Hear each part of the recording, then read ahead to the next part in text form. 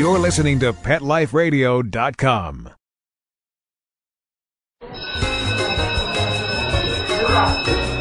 Okay, class, take your seats. I said take your seats. Class, sit. Shh. I swear you're all acting like a bunch of animals. Pet Life Radio presents Teacher's Pet, where you'll learn how to understand and communicate with your pet and train them to be the best pet they can be. It's time to see the world from your pet's point of view. So give a tail-wagging welcome to your Teacher's Pet host, Sarah Wilson. Hi, welcome to Teacher's Pet on Pet Life Radio with Sarah Wilson. This week, we're going to go over a game called Mother May I. And what this game does is it teaches your dog that by looking at you, they go closer to what they want. This is the next step after callbacks and body blocking. And we're going to start off by showing you Pip doing Mother May I, both for food and then for play. After that, you're going to see a couple of puppies doing it for the first time, including a really cute 3-pound Shih Tzu baby. Then, as a special treat, we have a little video of a great trick that Shirley Minatelli taught her dog Zia. And we wrap with an update from the cheese retrieve, which is coming along. First, we hear from our sponsors, and then we'll be right back. Okay, class, grab your tuna flakes, biscuits, and bones. Teacher's Pet will be back in 2 shakes of a tail, right after recess.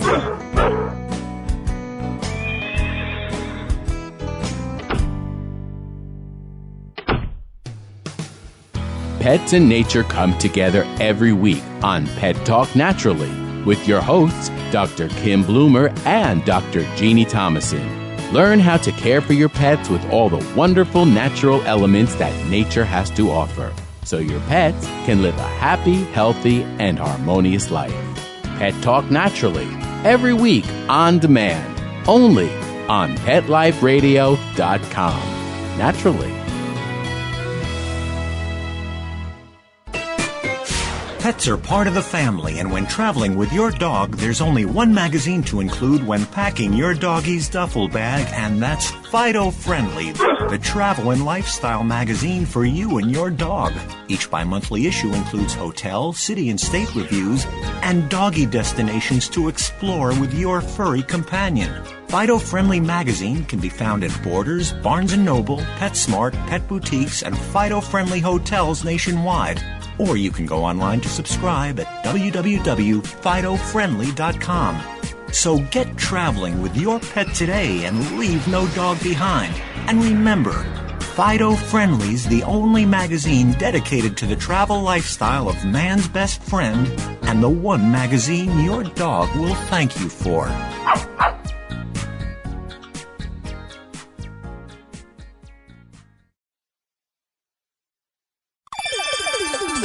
Let's Talk Pets on PetLifeRadio.com.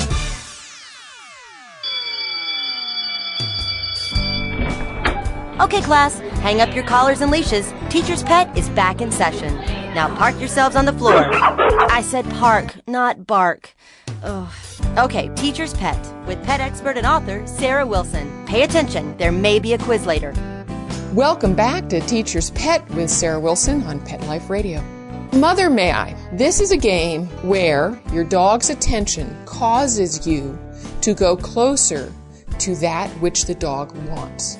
So the dog learns that attention to you gets them everything they want, as opposed to hauling on the lead or trying to grab it or any of those things. I think it's a fun game, and any dog, any age can play it. Now, the key is, as always, don't go closer than you can be successful. We humans tend to get goal-oriented. So if we put a biscuit or a toy on the ground, we think our job is to get close to it. No, stop.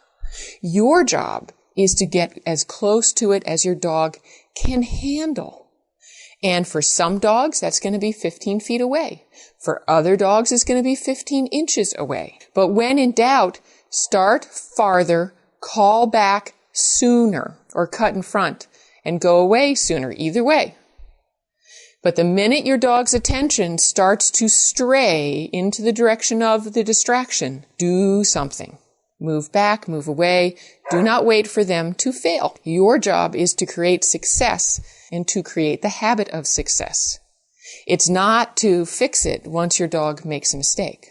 And with that in mind, you're going to see Pip who's working at a very high level.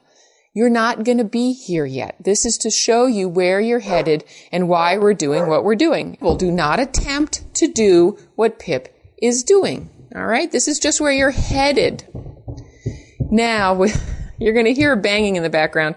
That is the Labrador puppy's tail banging against the crate in joy in seeing me. So there's not much I can do about that, and I don't mind him being this happy, of course. Hi, Bubby. You're doing very well. Yes, you are. There are a few ways for you to end any round of Mother May I, and you're going to see a few of them today.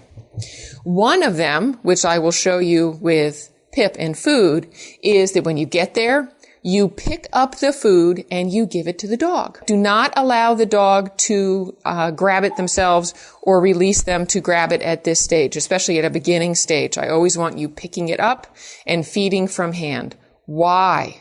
Because I always want the reward to be for paying attention to you.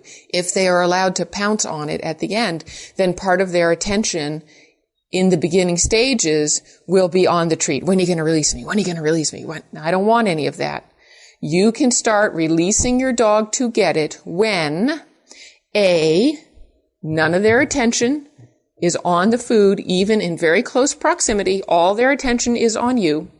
And B, you can reach down and pick up that food and they don't try to beat you to it, or you don't have to wrestle them, or you don't have to block them, any of that stuff. In the beginning, when you reach down to pick up the food, stick your foot in between the dog and the treat. Do a little mini block. Because if your body block work is good, that mini block of you putting your foot between the dog and the treat should tell the dog, don't lunge for it. If they do lunge for it, then don't pick it up. Instead, call the dog away from it on a callback, or if you're a little too close and your dog could lunge for it, then put a treat in your left hand, cut in front of your dog or puppy. And pick up their nose with that treat in the left hand, put it right to their nose, cut in front of them, and lead them away. Both of those things will work. If your dog is under control, you can reach down, pick it up, and give it to them. If your dog isn't quite under control and is still going to lunge for that treat, work on your body blocking, but call them back or cut them off instead of allowing them to lunge. All right, so that's one set of things you can do. If you're playing with toys, I want you to have very much the same rules. You get to the toy, you either pick it up and give it to them at first, or as you advance and your dog's attention is really good, you can allow them to go grab it. And you'll see that with Pip and her Tug. She loves Tug, but she really understands that looking at me causes the good stuff to happen. So I no longer have to pick it up.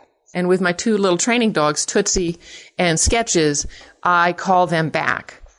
Mostly because the distraction I'm using, I needed it to be big enough to show up on camera, but it's too big for them to eat. It's like, multiple meals for any of them, and they wouldn't be able to chew it anyway. So we're going to start with Pip and I working around a biscuit so you can see what we're talking about. Notice how happy she is to play this game. Notice how happy all the dogs are to play this game. This is not a game where I have set them up to fail. Their tails aren't clamped. Their mouths aren't closed. They're not looking stressed with their ears back going, oh, I'm being set up. This is going to be trouble. They're sitting there dancing going, I got it. I got it. I got it. Right? That's what we want. We want that kind of joy and happiness. And of course, with Pip, because she's advanced, I'm not using a ton of food with her at this point. You will be. When you start, you're going to be using a lot of food. Every time they look up, smile, praise, what a good dog, give them a treat, this is great. Because you're building behavior. You're going to fade that food later, but not yet. Go enjoy this clip of Pip and I working around food and come right back. Side note, I am obviously not a cinematographer. And I am still learning to work with my tripod. So what you're going to see quite a bit of this episode is my belt buckle talking to you. And I can either say this is a homage to the Wilson in Tool Time, whose face you never saw, Or I can tell you that this will keep you focused on the dog and my body language and not on my face, but all that would be kind of fibbing. Basically, I didn't set it up properly, but c'est la vie. It's all the information is there and you know what I look like anyway, so enjoy. And now a side note on the side note. For those of you new to us, you can find links to the video clip at PetLifeRadio.com, Teacher's Pet, this episode description, or on the front page of my website, mysmartpuppy.com. All right, so go take a peek. Good girl. So if she wants it, good girl. She understands that looking at me causes me to go closer to it. She says that's tough. If I get closer, it's going to be hard for me. So we'll reward that. Show you again. She understands anything she wants, she gets by looking at me. Very nice. Good girl. Okay. Out. Yeah, good girl. Okay. All right, so you get that? That's the whole point, because life is full of distractions. And if your dog sees a cat, what do you want them to do? Look at you. If the dog sees another dog, wants to chase a leaf, goes after a bird, whatever, this is a way of teaching your dog anything you want, ask me first. Makes them much more controllable. This is one impulsive pistol-packing little mama here. And this is a wonderful, wonderful way of connecting with her. And it makes our walks fun, so I'm not constantly sitting there thinking, how do I stop her from doing this stuff? Instead, I'm looking and hunting for those moments when she glances at me, and I say, good dog. And over time, we've developed this where if she is stressed at all or anxious about something, which also happens with this dog, she looks at me. And that cues me and tells me, okay, she's feeling a little anxious. I need to help her out. So instead of barking or getting frightened, we now have a way of talking to each other, which is so nice, so relaxing, a pleasure for both of us. You're going to eat a nut. Well, you are a nut, so why not eat a nut? Why not? All right, how much fun was that? It was fun for me. One of our favorite games. She loves to play this. She thinks it's an absolute blast. Now, you do not have to have your dog spit the biscuit out after you give it to her. I don't actually know exactly why I did that, but I trust myself at this point. Pip can be grabby with food and very intense, so sometimes I have her spit it back out so she has that in the back of her mind anytime she gets something, so she's not into a grab and swallow mode. That's, again, really advanced. You're not going to worry about that. Just give it to your puppy, okay? Wish I hadn't done that in this context, but there it is. And it's the one time you're going to see Pip look a little bit stressed because it's really hard for her. But you also see that she comes right back out of it. The other thing I want you to notice in these clips is how much the dogs seek out my company and contact. Just because we are doing training doesn't mean that I am at all rupturing or making our relationship stressful. They want to be with me, and I want to be with them. That's the way we both want it. Also, please pay attention to the fact that although I'm having fun with the dogs and they're having fun with me, I'm getting absolutely everything I want from them. Fun does not mean you lower your expectations or your goals. It just means I'm right there cheering them on every single step. So you can be very demanding, because I'm being very demanding of these dogs, and you can be very clear, and you can still be a lot of fun for them. Think of some of your best teachers in elementary school or junior high. Often they are people with very high expectations, and yet they combine those high expectations with having fun and making learning joyful. That's the kind of teacher I want you to be. Now, let's take a look at Pip playing with a toy. This is my little busybody Pipster, and I want to show you what a dog looks like who believes fully that if she wants something, she should look at me. So that distractions actually cause her to focus on me more, which is the ideal situation. Pip, come. Good girl. Don't hit the tripod. Good girl. She loves this toy, one of her favorite things. Good girl. Good girl. Good girl, yeah. Good. Nicely. Good. Good girl. Good. Good girl. Out. Good. the minute she spits it out, what does she do? She looks up at me because she knows that through me, good girl, come here, girl, by looking at me, that's how she's going to get released to play with it again. So it's not that she's forgotten about it, and it's not that she doesn't want it. It's that she understands that attention to me gets her what she wants. Take it. Good girl. Yeah, that was good. That was good. That was very good. Get it. Yeah. She's intense, right? Yeah, she's intense. She really, really likes to play. This is a wonderful game for her because teaching her how to disconnect from the things she's focused on is key. And it is key for any dog, but for the high drive dogs, it's really key. And I think her out is awesome. She understands that the minute I say out, that's an opportunity for reward. That's the trick, right? Make your idea their idea and then let them do it. I made out a really fun thing to do, and then when I give her the chance to do it, she's like, yay, I get to out, woohoo! That's what I want. In one of these episodes soon, I will show you how to get that sort of quick release off of a tug. I think tug is a terrific game for people to play, but I have some rules. Here are my rules. I start it. I stop it. If you cannot start it on cue or stop it on cue, then you are not ready to use it in training. You're ready to treat it as a separate training exercise, but don't use it until you have control over it. And if you're having trouble with your dogs grabbing you and mouthing you, or if you've got little kids in the house where they get the dog excited and they start to get mouthy, skip this game for now. Just skip it. You can come back to it later if you want to. It is by no means necessary in pet dog training. If you want to use it and your dog is under your mental control and it doesn't have behaviors that are causing problems in your household, then it can be a fun thing to play.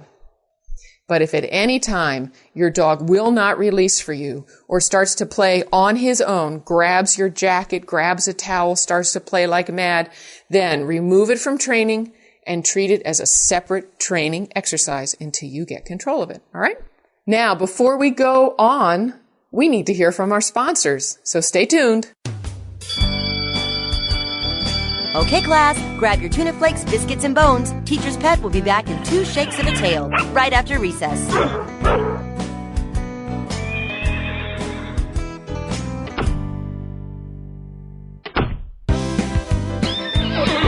Stop what you're doing and start horsing around.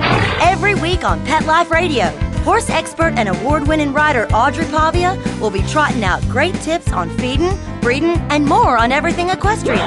So set a spell and say hey to Audrey and get ready for a darn tootin' galloping good time. Every week on Horsing Around, on demand, only on PetLifeRadio.com.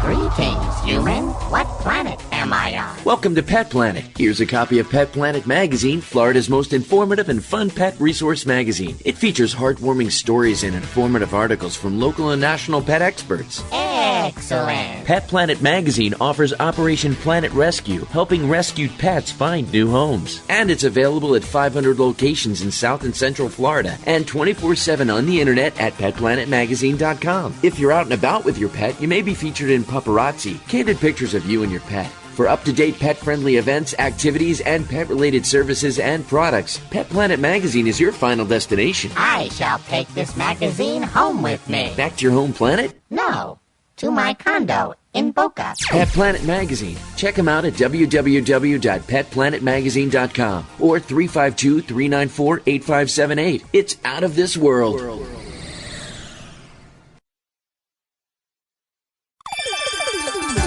Let's Talk Pets on PetLifeRadio.com.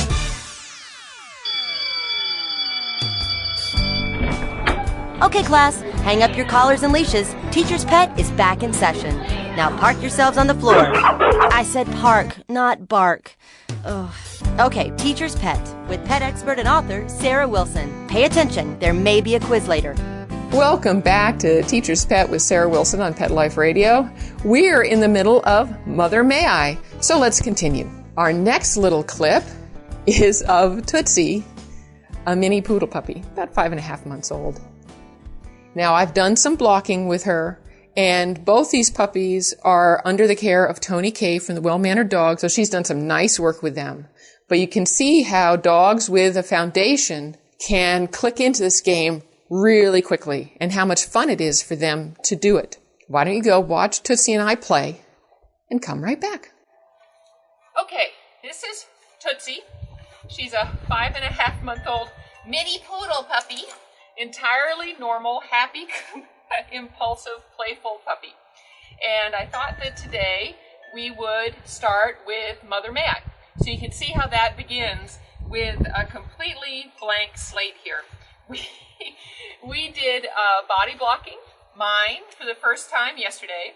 And so this is very classic. This is a good second session, and you'll see what I do. So we're going to start with a big biscuit. Ooh. You can see she's interested in it. Now my job here, good girl, good, is to teach her that if she wants to get close to something she wants, she has to look at me. So here we go. Good girl, good. She looks at me, she gets a treat. We take one step closer. I wait.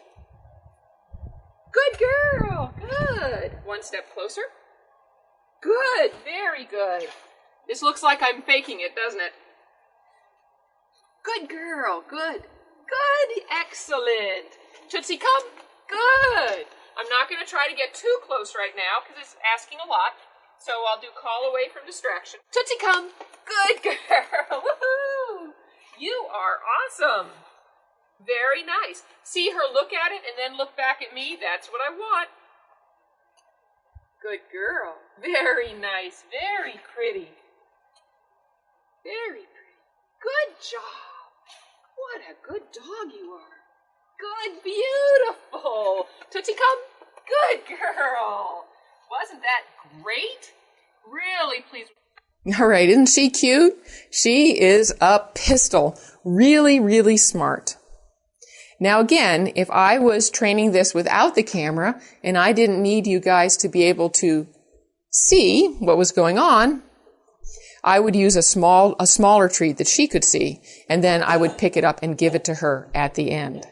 All right, isn't Tootsie cute? She is so much fun. And you can see that while she's developing self-control, which is really key for her because she's not by nature a self-controlled little dog, she's also having fun.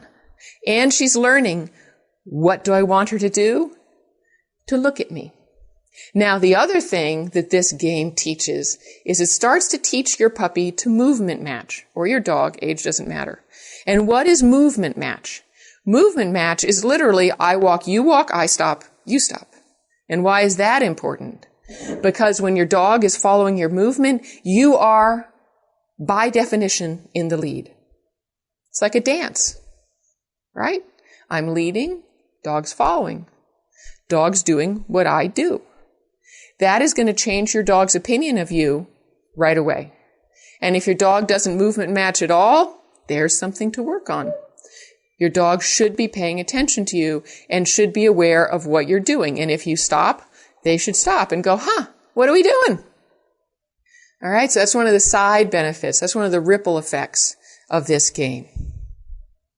Next up is Sketches, who is a Shih Tzu puppy, about 3 months, too cute.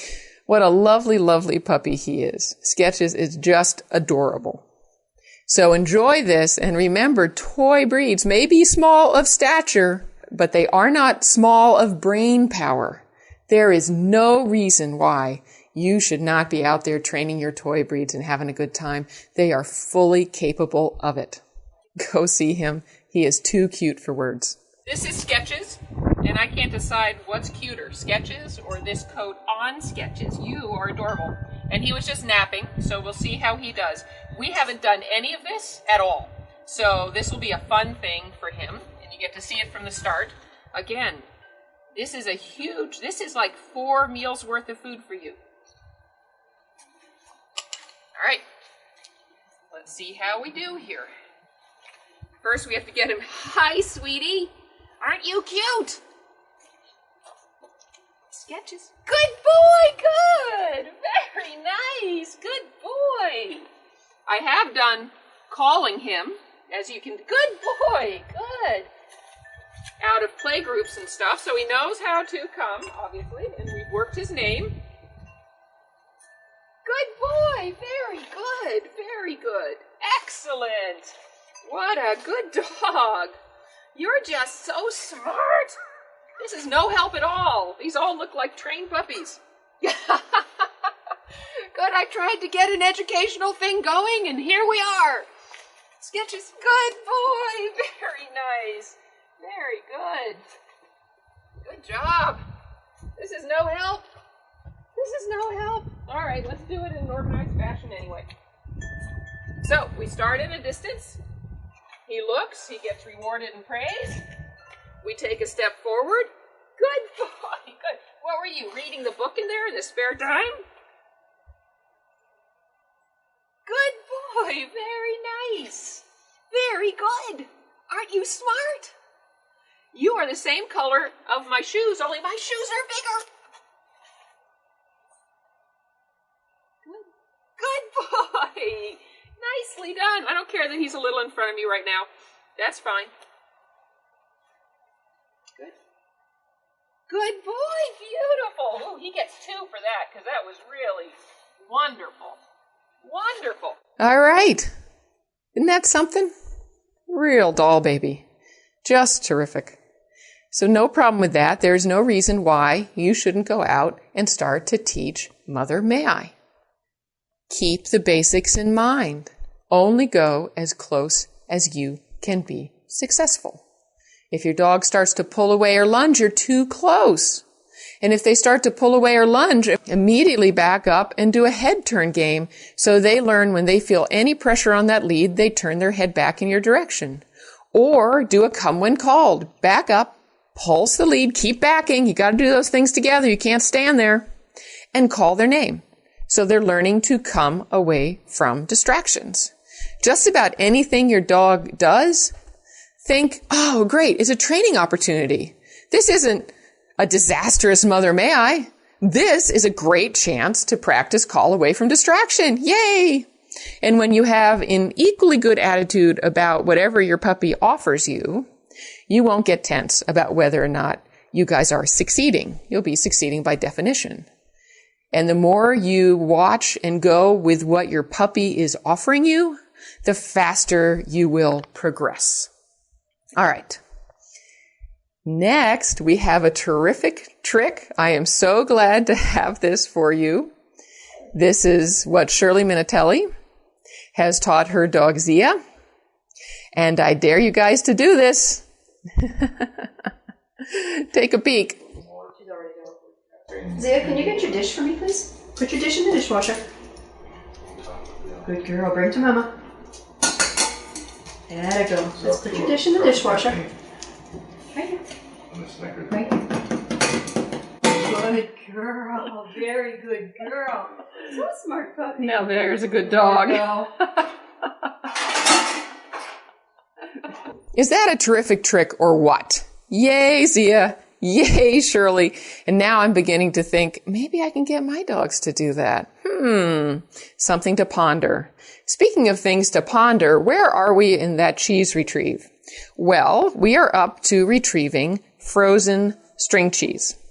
She will retrieve frozen string cheese. Now, I only do that once or twice because I don't want her to ever get the idea that she can chomp down on it. And I always have a couple of hunks, and I would say hunks, of meat or something she really loves, so it's well worth it for her to do it. Now, we're going to continue at this frozen string cheese level for a bit longer, and we will report back after that. I hope you guys enjoyed this episode. It was a lot of fun to do. Please write me with questions or comments at sarah@petliferadio.com. And remember, any pet can be a teacher's pet. And I'll see you next episode. Take care.